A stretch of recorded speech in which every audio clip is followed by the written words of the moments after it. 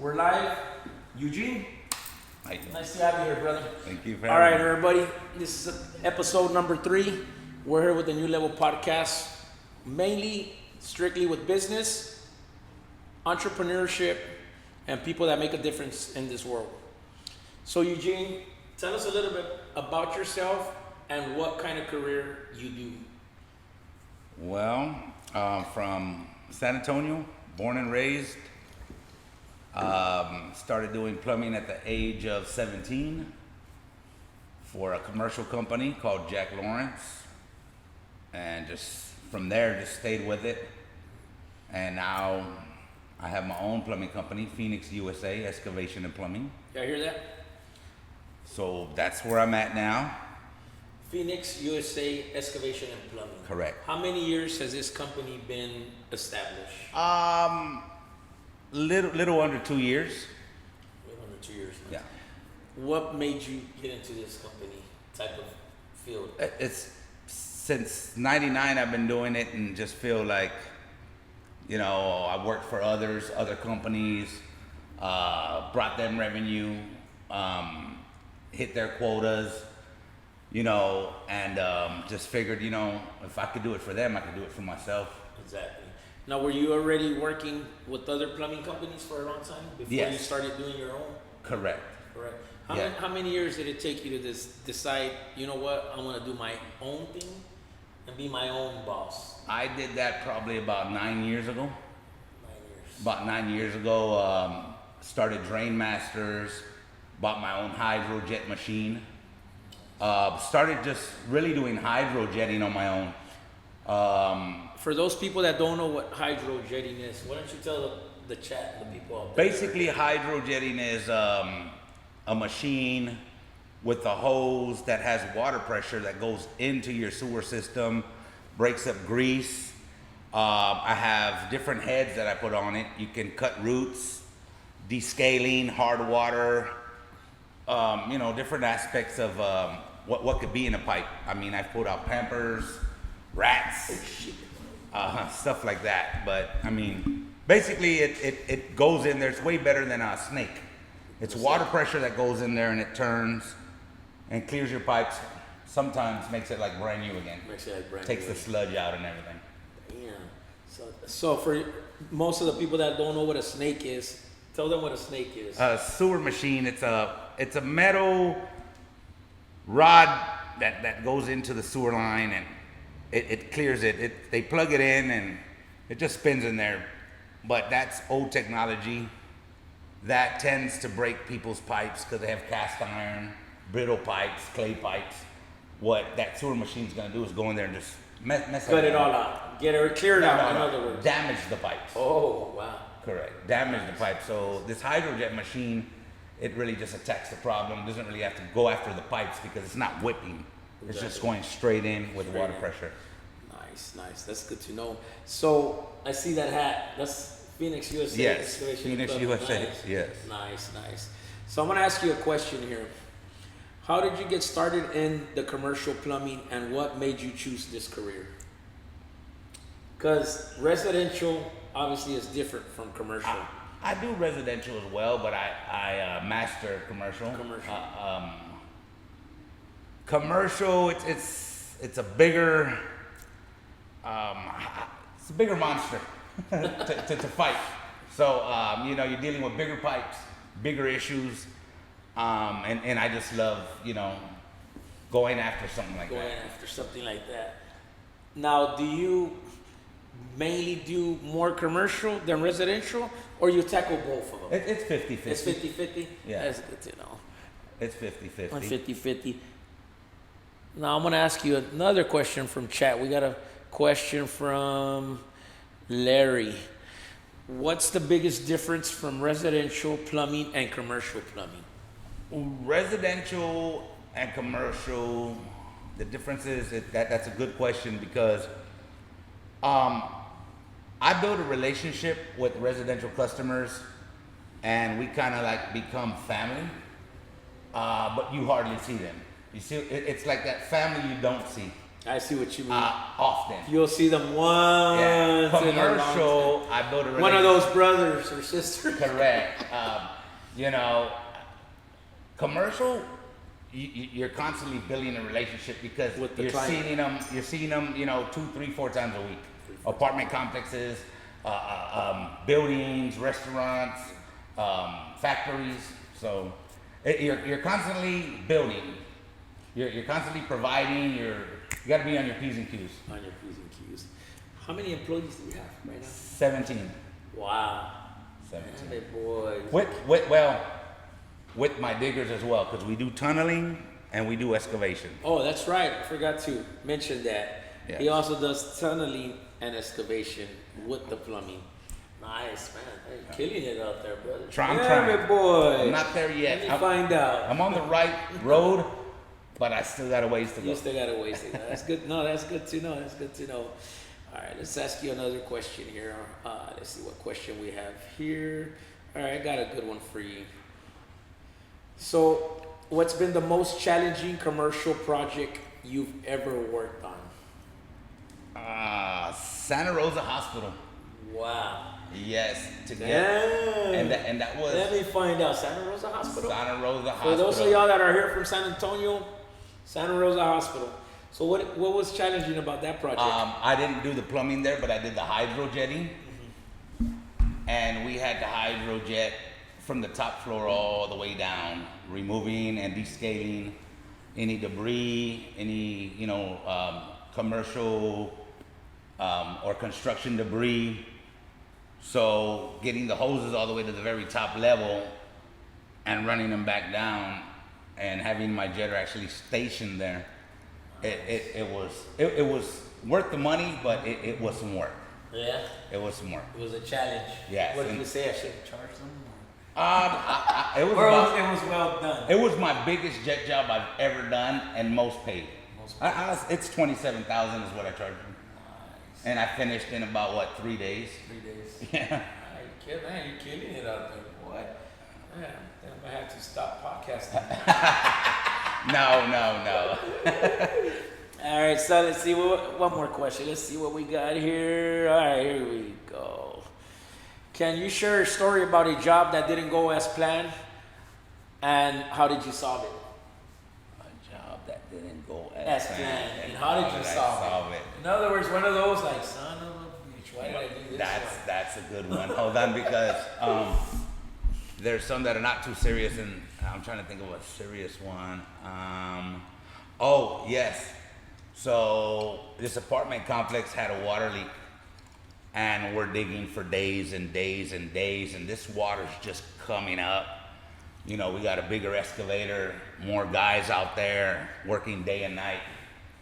And this is off of like Nacogdoches and 35 area. 35 Nacogdoches. And it was like, we ended up finding out it had something to do with the aquifer. It was fresh water coming from, it's real rocky in that area. They have like those rock mountains. It had something to do with a lot of rock right there in that area. a natural spring water. So when it was all done and said, you're talking days and days, hours and hours, switching crews out. Then to find out it was never a water leak.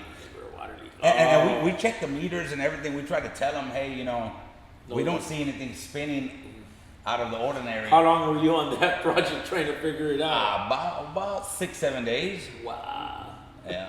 Until you found out that there was no leak. There's no leak. There's just natural water coming from, Mother Nature. Yeah. Oh man, I couldn't. Now, was that one of those jobs that you said to yourself, like, man, how did you find out that there was no leak though?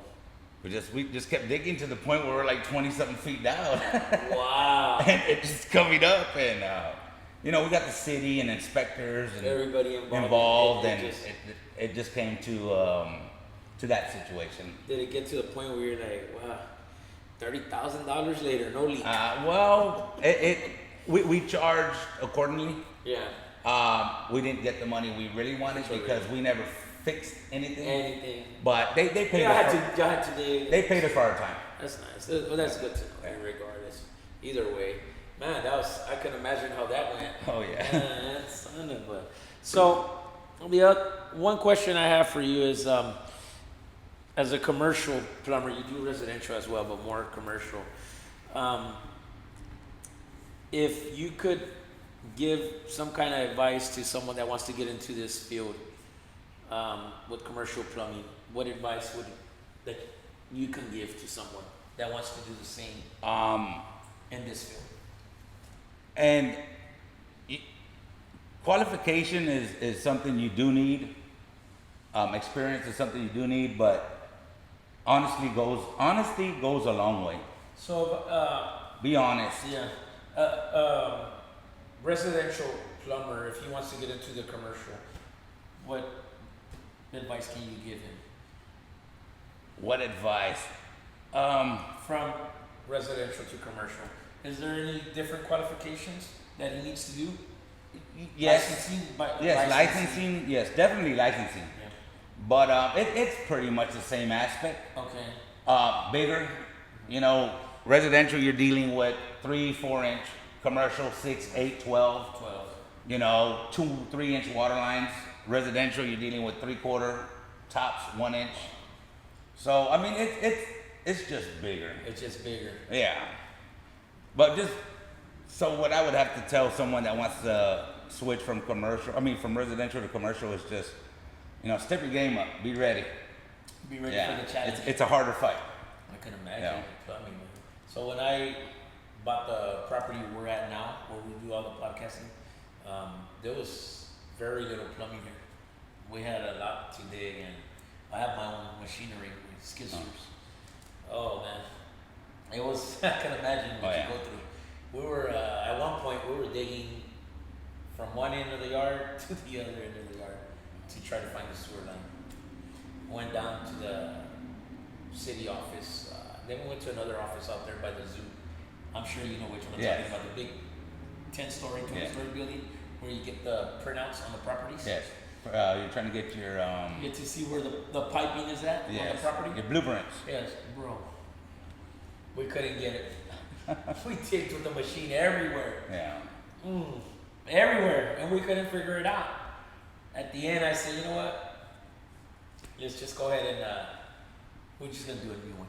Yeah, it's a We're headache. gonna find man It's a headache. digging everywhere, and the prints showed here. Yeah. Nothing was there. No. At the end, we ended up just putting a whole new Reroute. Yeah. Let's change it up.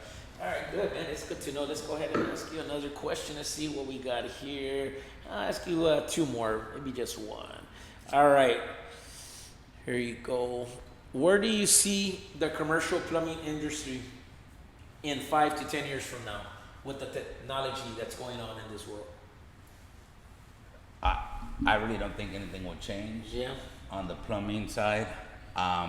No technology is coming into this type of field? Computer-wise, any type of devices, robotics? Cameras and stuff like that, but we're already using those. Yeah. It's hard to say what they're going to come up with, but will it work? Exactly. That's going to be the question. Will it work? Will it work? I got uncles, they're 70, 80 years old right now that still do plumbing, and when they see me with the camera, they're like, what the heck is that? Ask me why you're using that. That's cheating. And, my uncles and my family members, they're old school. They're going to dig and they use this, and it's going to find the line for them. And I've seen it. I'm like, oh, BS. There's no way. And whoa. They got their old school talent. Old school challenge. So, yeah. I always wonder, because we had a